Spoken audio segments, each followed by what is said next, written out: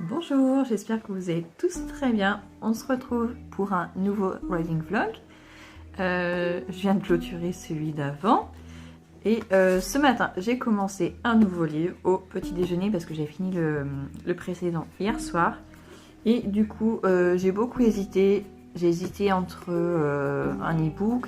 J'ai hésité avec aussi le livre de Nathalie Schweighofer. C'est une histoire vraie. Et après, je me suis dit, non, plutôt quelque chose de plus léger pour aujourd'hui. Donc j'ai choisi Le procès de la momie, le roman de Christian Jacques. C'est un auteur que j'ai très envie de lire depuis plus de 20 ans et puis je me suis jamais lancée. Et l'autre fois quand je l'ai vu sur la bourse aux livres, du coup je l'ai pris. Donc je l'ai commencé ce matin. Je vais vous dire le début du résumé, mais pas plus. 1821, l'explorateur Giovanni Belzoni quitte les bords du Nil pour ceux de la Tamise. Il emporte avec lui une momie singulière, si bien conservée qu'elle en paraît vivante. À Londres, Belzoni organise le débandelage de sa trouvaille devant le fleuron de la bonne société. Voilà, je ne vous lis pas la suite parce que sinon je trouve que ça en dit trop. Donc là j'en suis qu'au début, j'en suis à la page 10. Bon, le livre je ne sais pas s'il va tenir jusqu'à la fin. Parce qu'il est hyper abîmé en fait, je ne sais pas si vous allez le voir. Et même les pages à l'intérieur, vous voyez, elles sont déliées. Donc je ne sais pas si ça va être dans tout le livre comme ça, j'ai pas l'impression. Mais c'est vrai qu'à force de le manipuler, ça risque de s'abîmer encore plus. Donc je vais faire gaffe. En tout cas, les premières pages, on voit que c'est fragile. Donc on va faire attention.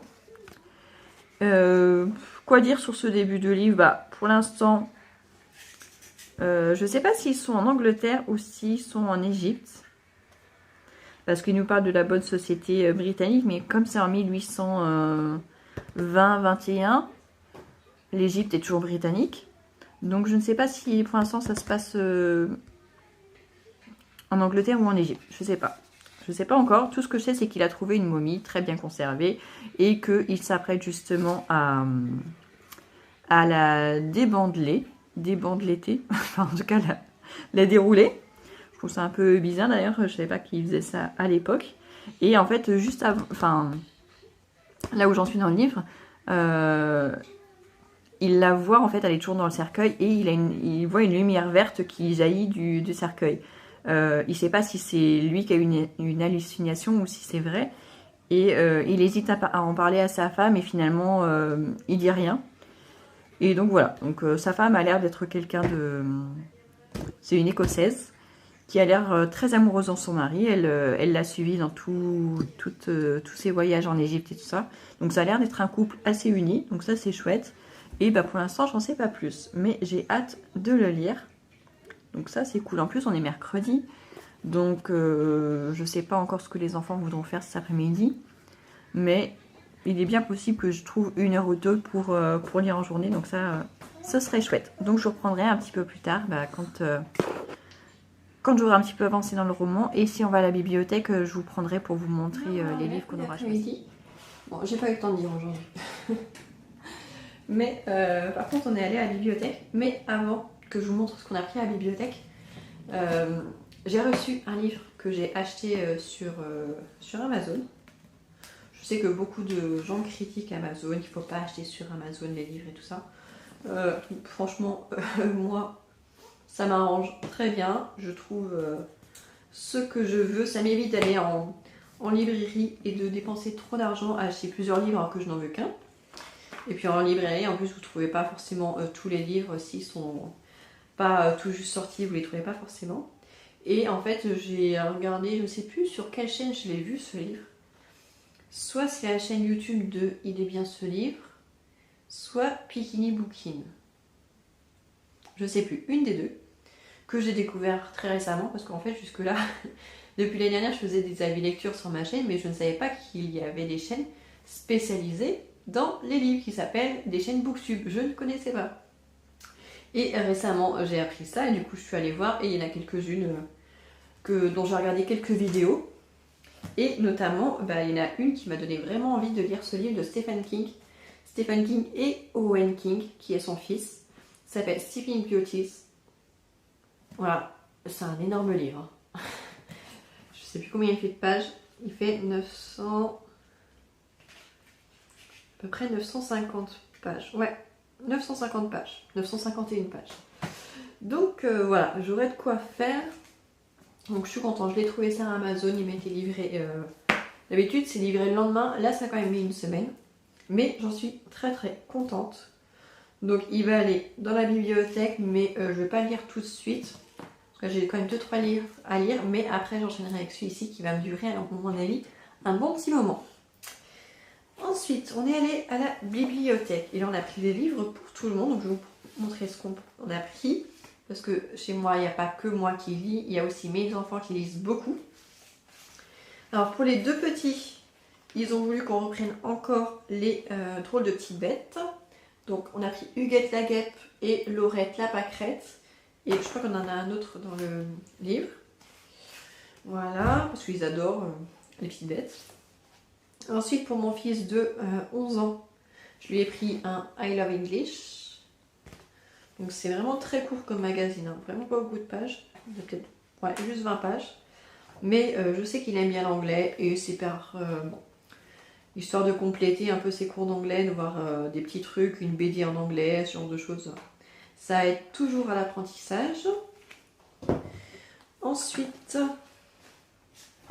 ma fille de 8 ans, elle a choisi ses livres toute seule puisqu'elle est venue avec moi. Et on y est allé, il était 15h30, donc on est revenu à 16h. Là, il est 17h30 et elle a déjà tout lu. Donc, tant pis pour elle. Elle avait pris un Tom Tom et Nana, Bonjour les cadeaux, et 3 Max et Lily. Max et Lily ont des pouvoirs magiques. Lily se dispute avec son frère. Et Max et Lily fêtent Noël en famille. Donc voilà, c'est les trucs qu'elle aime, qui sont illustrés et tout ça. Je lui avais dit de prendre des romans. Mais elle, il faut que ce soit illustré. Et les romans illustrés, c'est quand même vraiment pas facile à trouver, donc à chaque fois elle relit plein de fois le même livre, c'est un petit peu embêtant. Les petits, ils ont pris plein de trucs cette fois. Ils ont pris aussi Philémon et Grognon, petit livre cartonné. Et ils ont pris aussi un livre avec les couleurs. Je les ai pas tous ramenés sur le lit, j'ai vu qu'il y avait un avec les chiffres. Et il y en a encore un autre, je sais plus l'autre ce que c'est. Mais ils se sont fait plaisir aujourd'hui. Ensuite, ma fille de 10 ans. Là, elle est en train de lire une BD de Rugbyman. Et à part ça, elle a pris Les Schtroumpfs et le Demi-Génie. Alors celui-là, je ne l'ai jamais vu. Donc je pense que c'est la première fois qu'elle le lit. Pourtant, c'est pas nouveau, mais je pense qu'il ne devait pas y être avant la bibliothèque. Donc les Schtroumpfs. Elle a pris aussi un Zélie et compagnie, toujours BD. C'est les BD de Bayard. Mes filles aiment beaucoup les BD de Bayard. Il y en a pas mal qu'elles ont découvert dans les J'aime lire, dont celle-ci. Donc Zélie et compagnie. Là, ce sont les histoires un petit peu plus longues, donc c'est vrai que ça leur dure un petit peu plus longtemps aussi. Encore une BD, Les Sisters. Et elle n'a pas pris de roman parce qu'elle en a déjà un qu'elle a à peine commencé, qu'on avait pris la semaine dernière. Voilà. Et du coup, elle voulait le rendre au début. Je dis, bah non, puisque tu l'as pas fini, tu le gardes et puis on le rendra la prochaine fois. Donc elle avait déjà un roman. Je vois qu'on a aussi encore un Tom Tom et Nana. Donc ça, je sais pas qui est-ce qui l'a pris. Mais une des deux filles, c'est sûr. Hop. Pour mon fils de 11 ans, je lui ai aussi pris un Science et Vie Junior. Je voulais prendre un Geek Junior, mais je ne les ai pas vus. Donc un Science et Vie Junior, pareil, c'est un magazine pour ados. Donc celui-là, ils sont vraiment bien. Celui-là, il est un petit peu plus épais, il fait 90, ouais, il fait 100 pages, donc ça c'est cool. Et à part ça, pour lui, je lui ai pris aussi 2 mangas. Enfin, les deux de la même série. Le tome 1 et 2 de Whistle, Rêve de champion. Donc si je me trompe pas, j'ai lu tout à l'heure le résumé. C'est un passionné de football. Et il va intégrer un collège et tout ça. Donc je me dis que ça pourrait plaire à mon fils. Parce que il veut il a lu le premier tome de One Piece il y a déjà quelques semaines, c'est au mois de janvier, et il veut lire le tome 2, sauf qu'il n'est toujours pas à la bibliothèque. Et vu la longueur de la série de One Piece, je ne vais pas les acheter tous. Et Naruto, c'est pareil, il n'y a toujours pas les premiers tomes, donc il ne peut toujours pas commencer. Donc du coup, je lui dis que ce manga-là pourrait lui plaire. Donc je lui ai pris les 2 tomes, comme ça, si le 1 lui plaît, bah, il peut enchaîner directement. Et je lui ai pris que ça parce qu'il a toujours le tome 9 de Gamer qu'il a à peine commencé.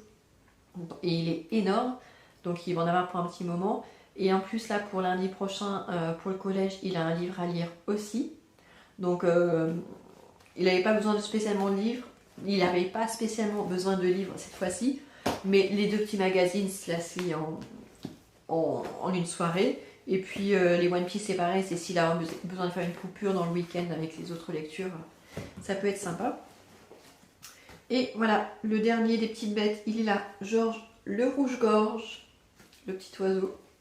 C'est les garçons qu'on choisit. On a juste vérifié qu'on ne les avait pas déjà vus. Et moi de mon côté, je suis allée voir un petit peu du côté adulte aussi s'il y avait des trucs.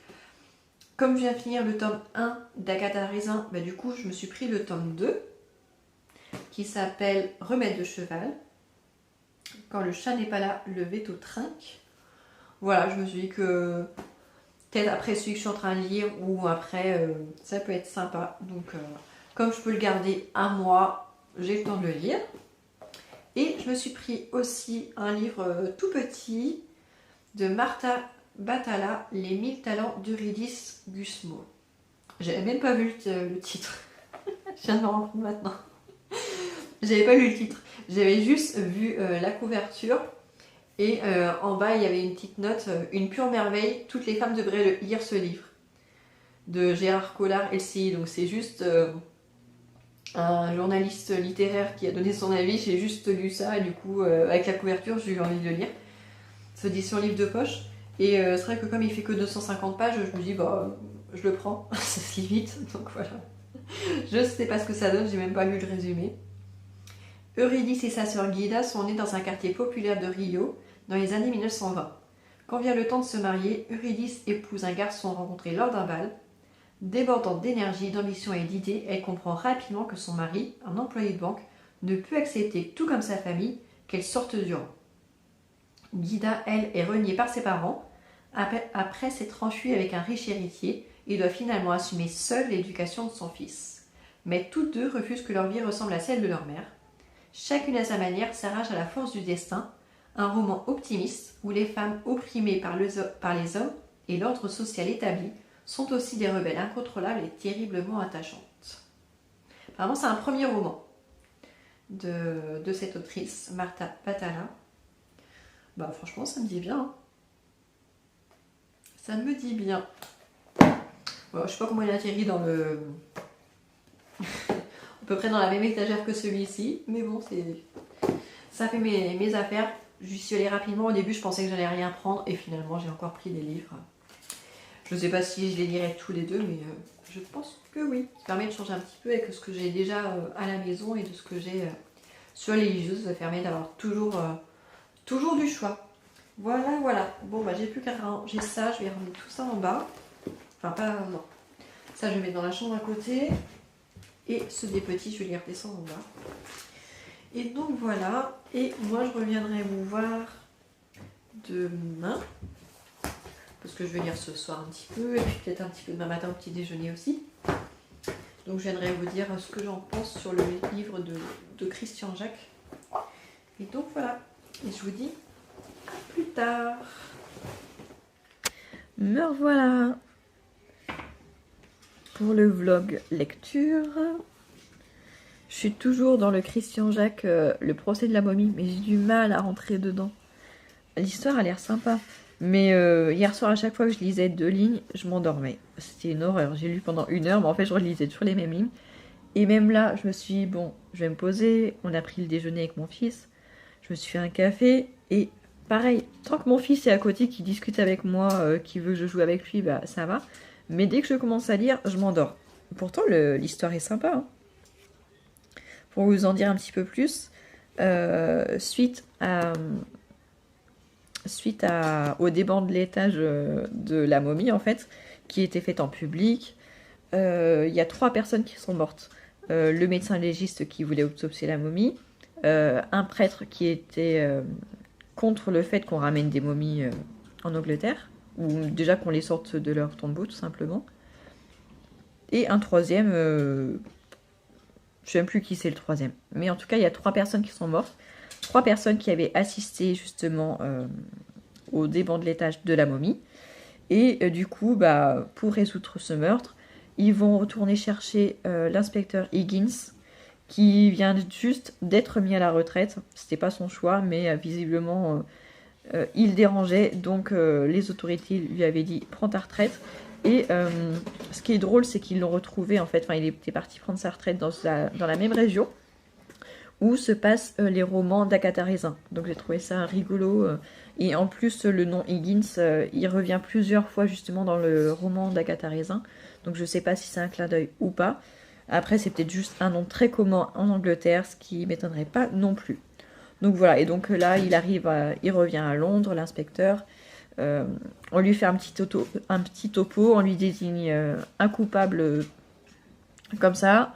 Et en fait, il leur dit, bah, si vous n'avez pas besoin de moi, hein, faites ce que vous voulez. Hein, si vous voulez arrêter ces individus, faites-le vous-même. Hein, apparemment, vous n'avez pas besoin de moi.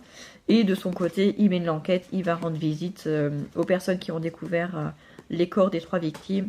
Et il va se rendre compte que bah, on lui a pas du tout raconté ce qui s'était vraiment passé.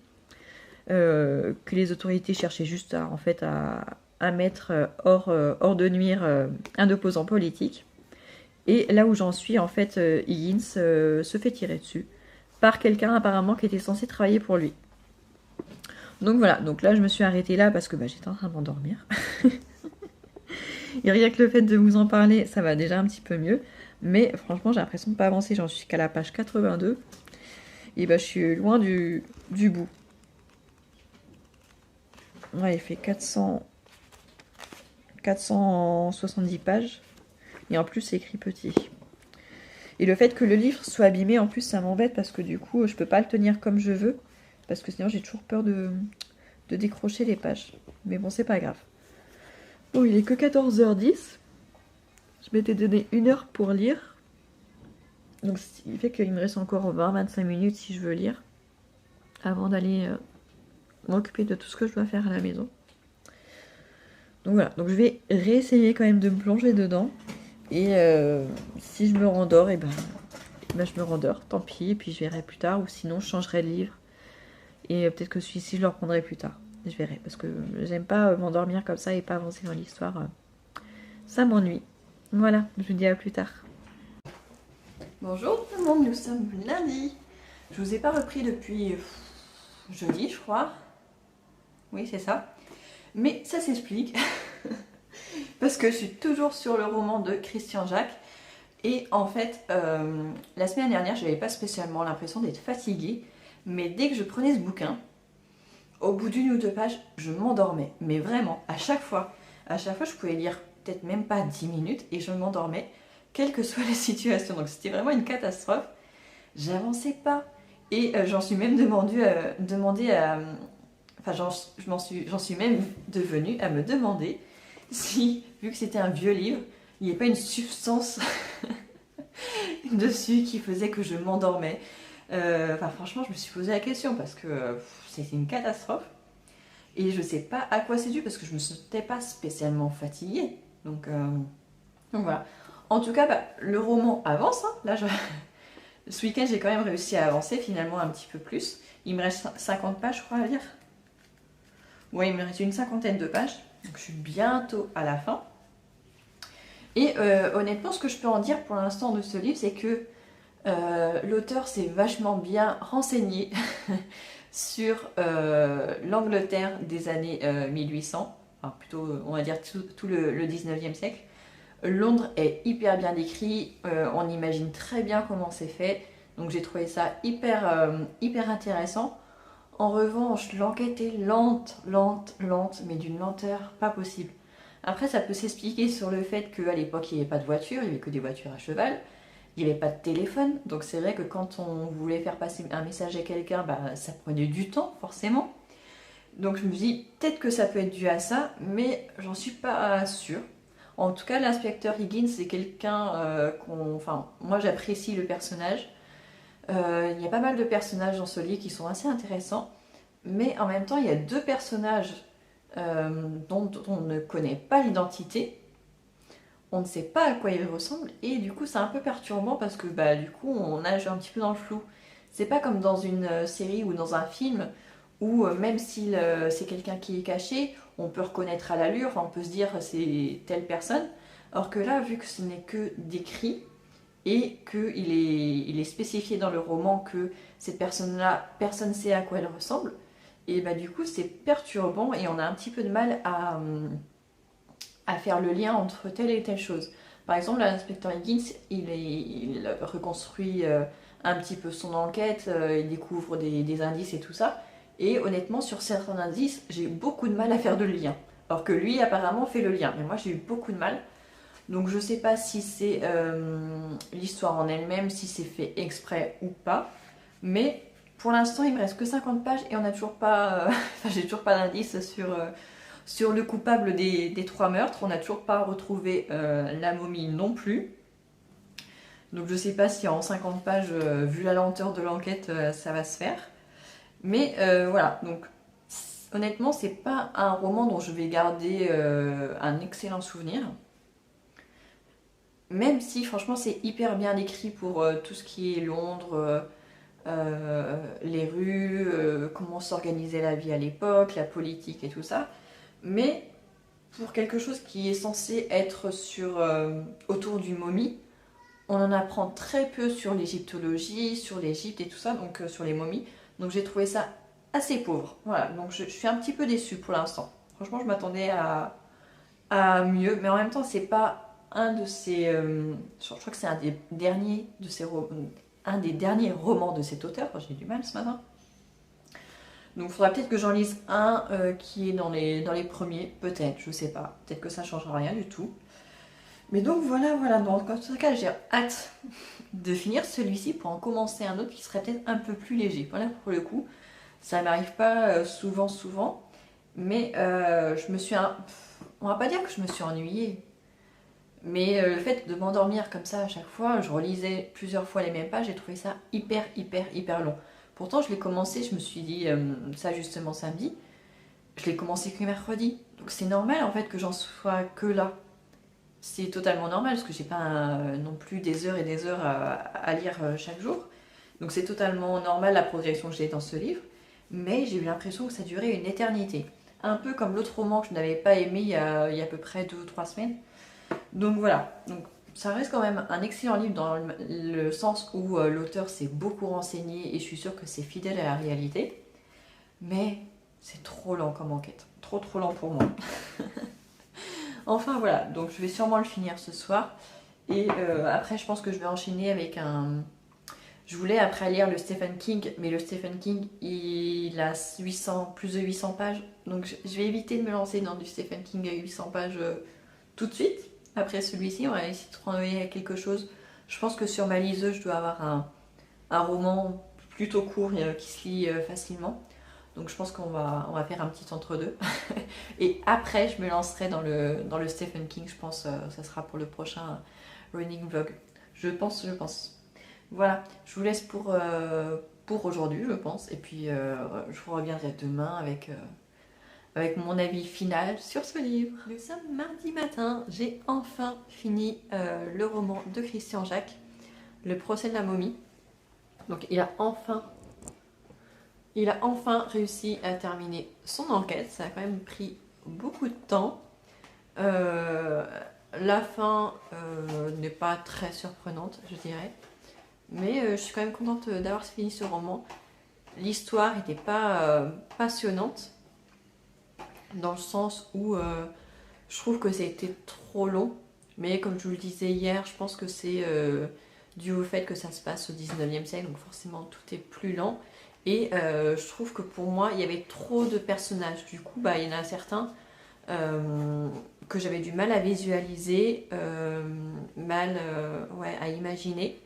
Je pense qu'il y en avait trop. Là, pour le coup, ça aurait été à notre époque actuelle, ça aurait peut-être été plus simple parce que ben, on identifie peut-être mieux les différences et tout ça. Sauf que quand on nous parle de certains métiers au 19e siècle, on se le représente pas forcément très bien. Je pense que ça a ajouté de la difficulté. Mais sinon, la lecture était quand même sympa. Je l'ai fini là ce matin parce que hier soir, finalement, j'ai pas eu de temps de... Voilà, donc c'était une bonne lecture. Je suis contente d'avoir découvert Christian Jacques. Je pense pas que ce soit son meilleur roman. J'ai vu qu'il avait écrit plusieurs nouvelles qui sont recueillies dans un seul ouvrage. Donc je pense que je les lirai peut-être. Parce que je suis sûre qu'il a d'autres choses plus intéressantes à proposer. Donc... écrivain à relire, quand même si c'est pas forcément le roman que je vous recommande. Mais voilà, j'ai écrit mon petit bilan dans mon carnet de lecture dans la foulée. Et je l'ai même rempli pour les romans précédents parce que je me suis rendu compte que les deux d'avant, je ne l'avais pas rempli non plus. J'ai dû manquer de temps, je pense. Et du coup, aujourd'hui, je vais commencer un nouveau roman. J'ai très envie de lire le roman de Stephen King, mais il est tellement long que, après cette lecture-là qui m'a paru longue aussi, j'ai besoin de faire une petite pause. Donc, la dernière fois, quand je suis allée à la bibliothèque, j'ai emprunté celui-ci de Martha Batalla. Ça s'appelle Les 1000 talents d'Eurydice Gusmao. Donc, d'après ce que je vois derrière, Marie-France, le magazine, dit que c'est un premier roman coloré et pétillant. Et le magazine, elle, dit qu'il est singulier et envoûtant. Donc je me dis, franchement, ça peut être sympa. Le texte original est un texte en brésilien. Enfin, c'est un texte, oui, portugais du Brésil. Donc on va voir. Je vais vous lire le début du résumé. Donc Eurydice et sa sœur Guida sont nés dans un quartier populaire de Rio dans les années 1920. Quand vient le temps de se marier, Eurydice épouse un garçon rencontré lors d'un bal. Débordante d'énergie, d'ambition et d'idées, elle comprend rapidement que son mari, un employé de banque, ne peut accepter, tout comme sa famille, qu'elle sorte du rang. Donc voilà, je pense que ça va se lire assez vite. Il fait 250 pages. Donc voilà, j'espère que c'est un roman sympa, une lecture qui se fait vite. Voilà. On a encore passé 1h30 au parc cet après-midi, donc j'ai eu le temps de lire, donc j'ai pu commencer le roman dont je vous ai parlé ce matin. Les 1000 talents d'Eurydice Gusmao de Martha Batalla. Honnêtement, je m'attendais pas du tout à ça. Pour un premier roman coloré et pétillant, pour l'instant, je le trouve triste. Voilà, je trouve vraiment triste ce roman pour l'instant, donc je trouve ça vraiment dommage.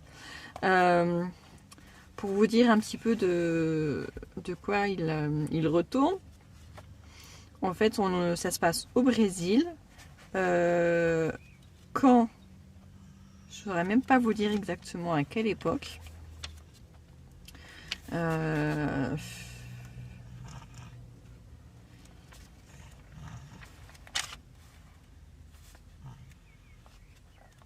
Ouais, on ne nous dit pas exactement quand ça se passe au XXe siècle.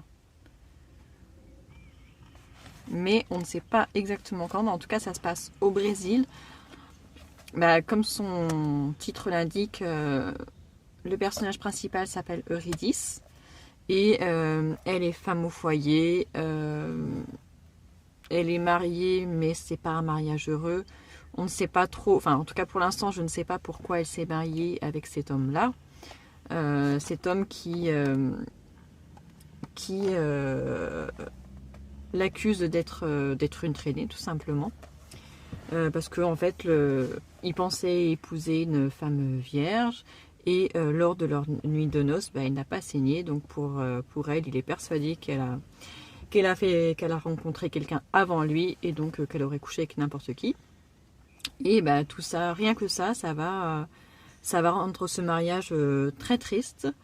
Et elle s'ennuie en tant que femme au foyer. Elle aimerait faire tellement d'autres choses. Elle a tellement de talent, finalement. Elle s'essaye à la cuisine, ça marche. Mais au bout d'un moment, elle finit par s'ennuyer. Donc elle finit par passer à la couture.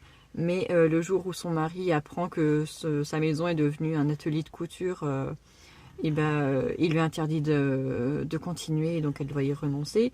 Donc on voit qu'elle a beaucoup de talent, mais que c'est juste une femme qui est incomprise par son mari. Et finalement, quand on lit que toutes les femmes devraient lire ce livre, je dirais plutôt, moi, que ce sont tous les hommes qui devraient lire ce livre. Voilà, je pense qu'on ne s'adresse pas aux bonnes personnes. Donc pour l'instant, je trouve ça très triste. Donc on nous parle de Redis dans son mariage. Et après, on nous parle aussi de Redis dans son enfance. Comment elle a vécu avec des parents portugais qui sont nés au Portugal et qui ont émigré au Brésil, toujours en tant qu'épicier. Donc ils ont juste changé de pays, mais ils ont gardé le même métier. On nous parle aussi de sa sœur Guida, ou Guida, je ne sais pas comment ça se prononce, avec qui elle a grandi. Et j'en suis au livre, j'en suis dans la partie où on apprend que Guida a fugué de la maison. On ne sait pas trop quel âge elle avait, je pense qu'elle devait avoir à peu près 18 ans, peut-être entre 16 et 18 ans. Elle a fugué sans prévenir personne et au début du roman, on comprend que Eurydice, quelque chose lui manque, sa sœur lui manque tout simplement. Et donc voilà, donc elle n'arrive pas à en faire le deuil parce que elle n'est pas morte, elle a fugué, elle a disparu, mais elle ne sait pas où elle est. Donc on en est là, donc je trouve franchement que ce livre est très triste. Je ne sais pas si vous pouvez voir où est-ce que j'en suis. Voilà, j'en suis déjà presque à la moitié. Et honnêtement, je trouve ce livre très triste. Je m'attendais à quelque chose de plus... vous voyez, la couverture est colorée, tout ça. Je pensais avoir quelque chose de plutôt feel good, réconfortant et tout ça. Après m'être ennuyée dans les livres du procès de la momie. Mais c'est pas ça du tout. Quand ce matin j'ai hésité à prendre celui-ci ou Agatha Raisin, je pense que j'aurais plutôt dû prendre Agatha Raisin pour le coup. Mais c'est pas grave, hein. Ça arrive de se tromper.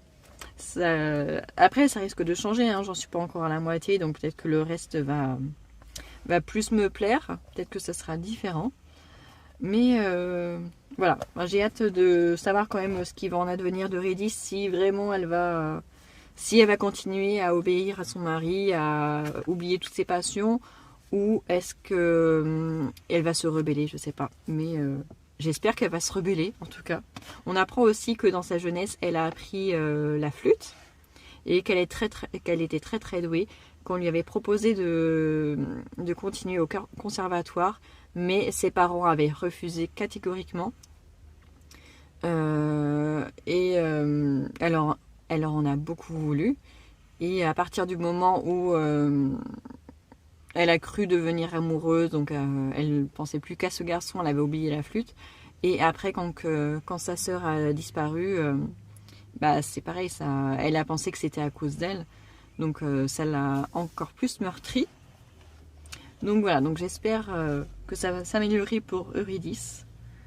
J'en espère un petit peu plus, donc on verra bien si c'est un bon roman ou pas, mais en tout cas je vous tiendrai au courant. Je vais continuer à lire un petit peu ce soir, déjà là parce que j'attends la sortie de l'école, et puis je vous en reparlerai demain matin. Nous sommes mercredi matin et j'ai bien avancé dans mon livre.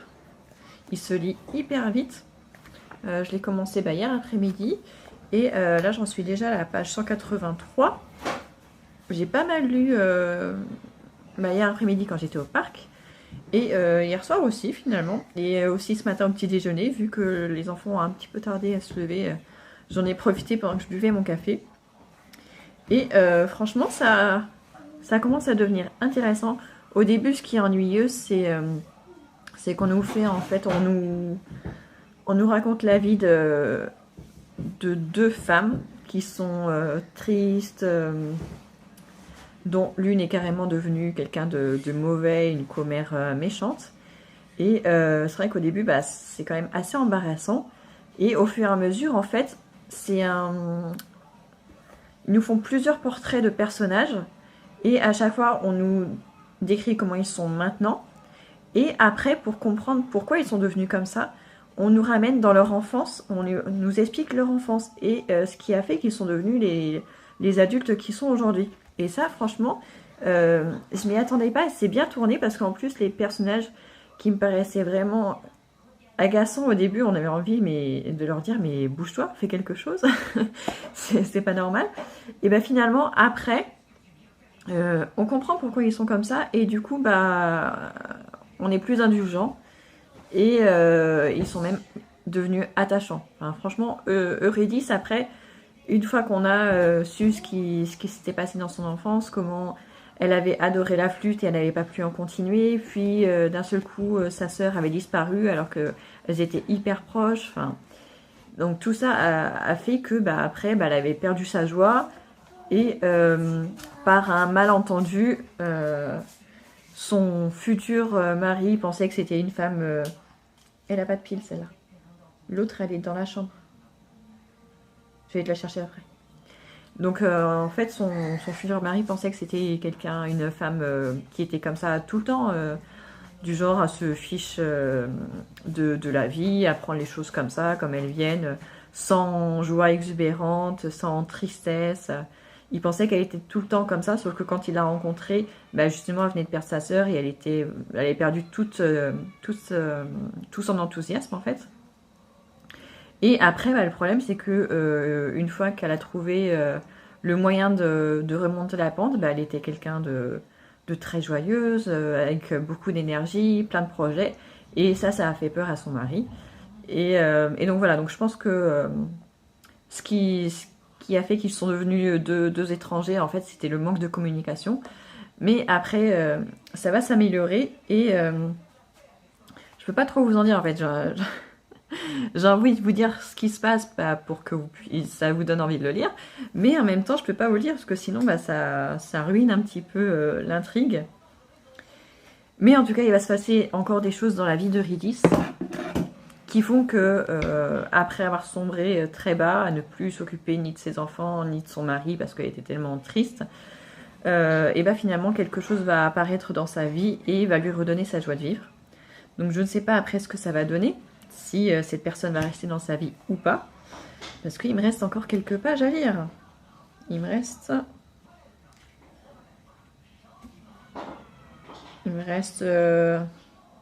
un peu moins d'une centaine de pages. Donc je ne sais pas si j'aurai le temps de les lire aujourd'hui. Là on est mercredi comme je vous ai dit. Et donc il y aura les enfants. Ça va dépendre de ce qu'ils ont envie de faire, mais comme j'ai comme projet de m'occuper du jardin aujourd'hui, je pense que la lecture va devoir attendre ce soir. Et bah, j'ai hâte de connaître la suite en fait. Autant au début ça m'ennuyait, cette galerie de personnages, mais finalement on a quand même envie de savoir ce qui va se passer dans la vie de ces femmes et de ces hommes aussi, parce que il y a plus de portraits de femmes que d'hommes, mais il y a quand même quelques hommes. Voilà ce que je peux vous en dire. Bah, du coup, je vais pas fermer ce reading vlog aujourd'hui. Je pense que je vais attendre la fin de ce roman pour qu'au moins vous ayez le dénouement.